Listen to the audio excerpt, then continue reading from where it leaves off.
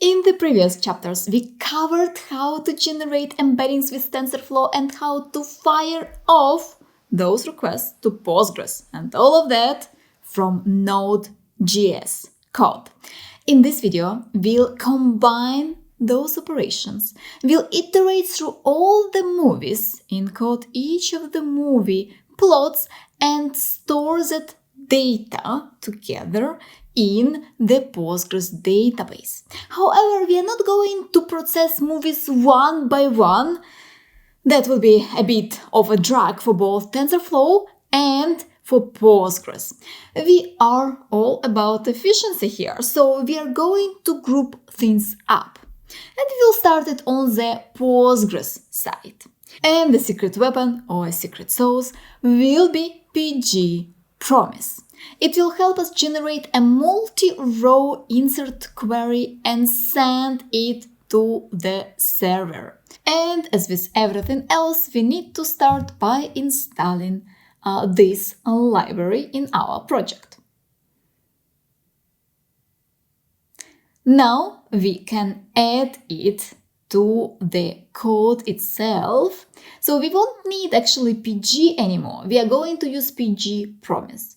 We will need to initiate it with some properties, and what I see from documentation, it's often done with cap SQL to capitalize all SQL that is generated by this library. Then we won't need this part anymore. We tested, connection works, always good, but now we're going to use PG_promise. And we need to create an object DB to connect PG_promise with the configuration for our Postgres service so that we can establish the connection. And now what we want to do, we want to have a method which we will use to send the records to Postgres. And we will do it as a separate function.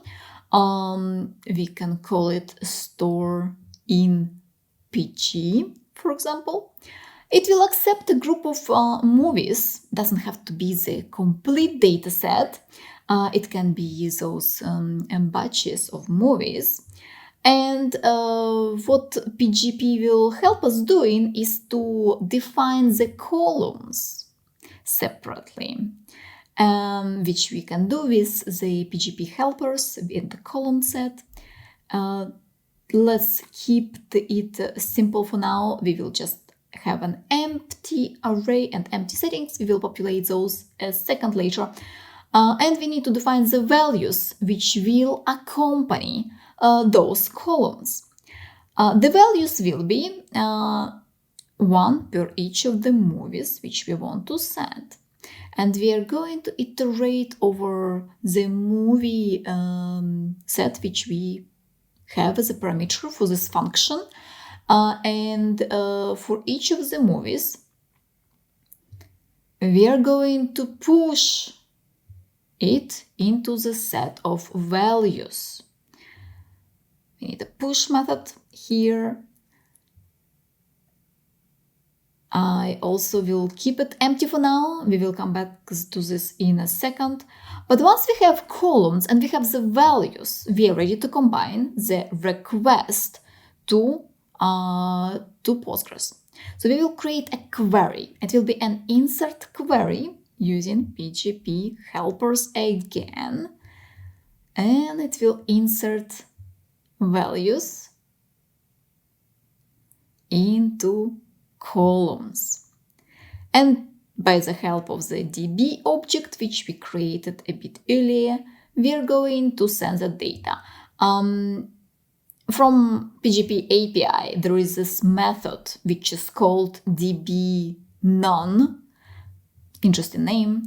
However, it means that we don't expect any response. So if there is intended response from Postgres, that will actually give us an error. And it's a promise. So we add await, which makes our complete function asynchronous. So we need that async as well. So now we have a method which is capable of sending data to the database, to Postgres. However, what kind of data we want to send there? We would like to send the data of our movies plus the embeddings for each of the plots. So we also need to do that conversion. We need to use TensorFlow to convert the movie plot description into an embedding and then combine it with the movie data and send it to the database. And this is what we are going to do next. However, remember what I was talking about efficiency. We want to split our data into groups, into batches. And we want our batches to be neither too big nor too small. If they are too small, then we just spend too much time on the initializing of the connection of TensorFlow. And to be honest, I'm not sure about your computer, but mine is not that fast when it comes to all the TensorFlow operations. So we want to have those batches somewhere in the middle size, also not too big. We don't want to process all data at once, so that we kind of have this continuous feedback that stuff is going fine and we are sending the data. So let's set our batch size to let's start with 100. We will aim at a bit bigger number later, but 100 is a good place to start. And now we are going to move through our data in steps that is equal to batch size. However, there is one tricky thing. Our data, the number of movies which we have, doesn't have to evenly divide into those number which we have in a batch. It is possible that the last portion of the batch will be smaller, because how many we have? We have 34,000 something, maybe like 50. And for this, we need to explicitly specify what is the end of that group of records. It will be start plus batch size in majority of the cases. However, it also can be the length of the movies. So whatever is smaller, because most probably the last portion will not be our 100 movies, but will be a bit less.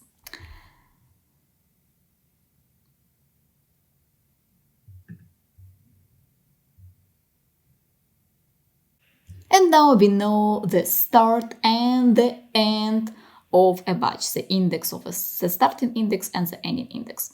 So now we can slice that part from the total number of recipes from start till end.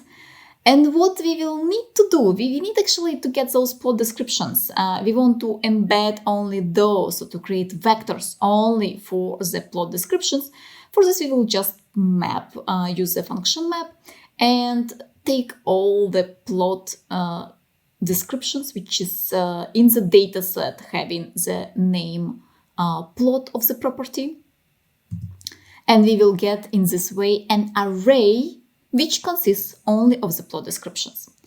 And we will send this array of plot descriptions to TensorFlow. For this, we will create the embedding request and we'll ask our model to embed the plot descriptions. So we send the array, we also expect the array of embeddings from TensorFlow.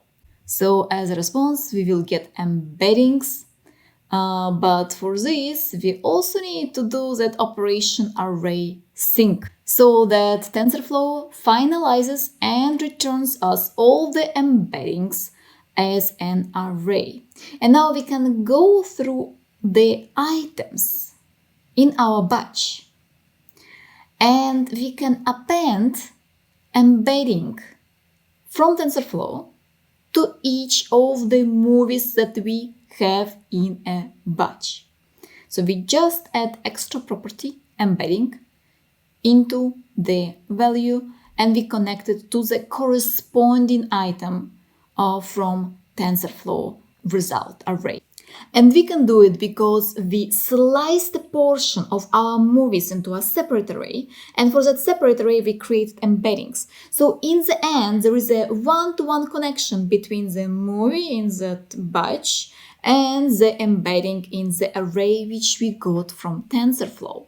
So we can connect those, and now what we can do, we can store that movie batch in the database in Postgres, and we need to await for it, and we can try it. How about we actually try it not on the whole list of the movies which we have, but we actually do the slice on the initial array of the movie plots, and just imagine that we have 300 items there, so that we process only those 300, and if something fails, we see it faster. So let's run node encoder, and let's see how it will work. Okay, errors. I didn't expect anything better. Cannot generate. Okay, of course. I left those placeholders, but I didn't populate the data. So let's go to the accompanying article. So I don't have to copy, or I don't have to type the names of all the columns one by one. What we are going to do, we are going to copy them. I have the complete code working there already. Also, it's in the GitHub repository if you want to use it. But let's copy it over here. This is our columns which we have in Postgres database. And the values which we will need to use, they will go here. And here we just take the property, corresponding property from the dataset and assign it to a value that we are going to push into Postgres. The interesting one is probably embedding, because you see that I'm covering it with artificial brackets.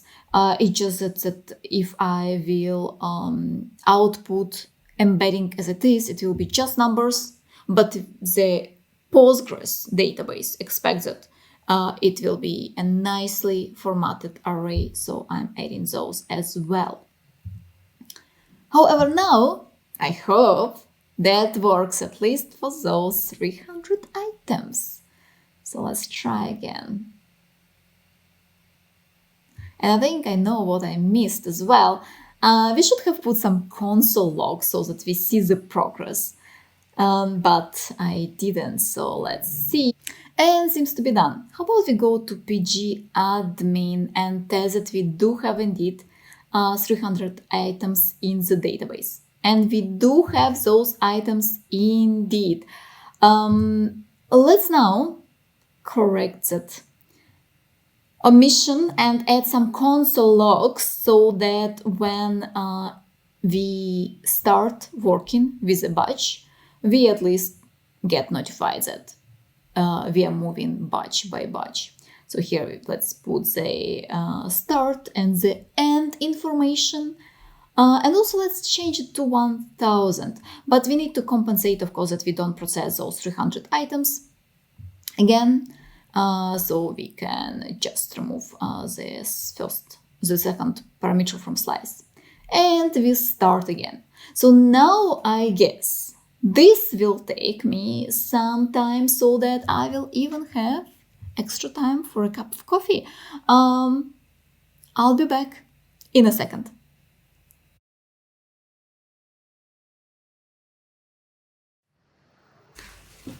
And I had time not for just one cup of coffee, but actually for two. However, it seems that we are done. So let's check what we have in pgadmin. And it seems that we have our 34,000 items there stored and successful. That's great, because now in the next section we can use those vectors together with pgvector to generate us recommendations based on the description of the movie that we are going to provide. See you there!